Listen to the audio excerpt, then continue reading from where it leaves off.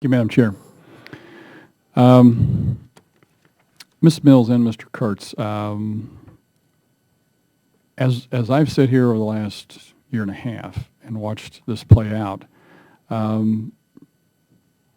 what are there any tools that you need? You mentioned tools a minute ago to be able to do your job. Are there any additional tools or things that you need that we can help you with that you see right now?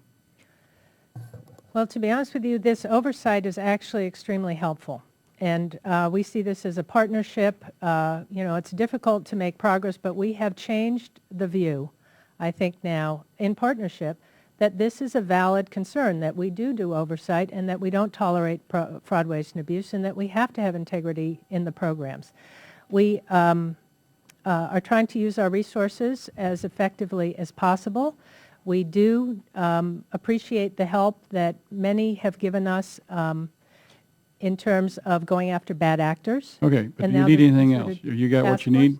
Yes, I think we would very much like to have the budget I apologize for cutting you off. I just got 5 minutes here. I've got several questions. So, Mr. Kurtz. Two things. There may be some software or other law enforcement type tools they don't have access to that we have in some cases, or other law enforcement that they could use. But I think the big one here is getting the Department of Justice and some U.S. attorneys interested in taking these cases. Because if you don't get U.S. attorneys interested in taking the cases, you're going to get a declination, as I mentioned in my opening statement. So this committee perhaps could work with the Department of Justice and SBA and the whole IG investigative community to try to make at least a couple examples a year of these firms in maybe each program, 8A, Service Disabled Veteran, Hub Zone, et cetera. Because otherwise, if a U.S. attorney won't take a case, you're out of luck. If they say this isn't interesting, or as I mentioned, there's no loss to the government by these frauds, then they're not going to do anything, and you won't get any prosecutions. Well, that's always a problem with law. I mean, we can make all the laws here in the world. They're all great laws, but there's no enforcement of them. We've just wasted our time and wasted a lot of trees. So I think, to me, enforcement is a key provision here. Next question of you, Mr. Kurtz. Are you working with the SBA with recommendations regularly in your oversight to explain to them what you see, where weaknesses are, what your recommendations are? Well, we did instead of playing a game of gotcha. Right. After the undercover, under our protocols, we have to first of all brief the requester, which is the chairwoman's staff, and then we brief the agency on what we've done, and we've provided past recommendations. I don't know if we have any new recommendations. I think just some of the things like using the Internet tools. I think the administrator said they've staffed up to 20 people.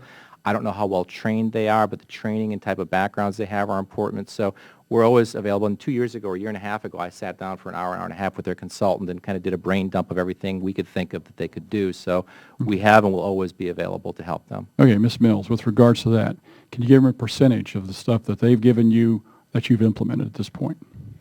Well, in the past recommendations, particularly on 8A, they gave us 12 distinct recommendations. They were really excellent. They were like a roadmap, and we've done all 12. We're in the process of doing the last 5, but we've accepted all 12, and we've implemented the majority. Okay, Mr. Kurtz, with regards to other programs that SBA has implemented, how much oversight have you or how much investigation have you done in those, and are there problems in other areas? 8A, definitely. We issued a report to the chairwoman on that, and we found 14 firms with $325 million of fraud. And as she mentioned, there's been some recommendations and certainly progress. Okay. The one that's probably the most troubling, I think Representative Nye had a field hearing I attended on service disabled veteran-owned small business, and that's a joint effort with SBA and VA. That's very troubling. We continue to get dozens and dozens of allegations of fraud in that program. I believe that there's significant fraud still. Well, one of the problems that I see is the fact that, and I've served in the private sector, and I've also served in the public sector. In the public sector, you're dealing with lifetime bureaucrats, and it's difficult with their mindset to sometimes change, which is what you're trying to do, to change them to become a different type of organization, to look at things in a different light. This is the way they've done it for the lifetime. They've been there 20, 30 years. You're not going to tell me anything different. I'm going to outlast you because you're going to be going with the next administration. All I've got to do is bide my time, and we'll deal with the next administrator.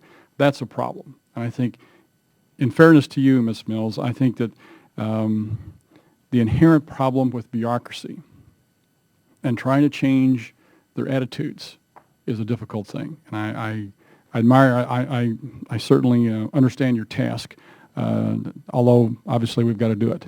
We've got to change it because obviously we've got some problems here that we've been looking at for a long, long time. With that, I yield back, Madam Chair.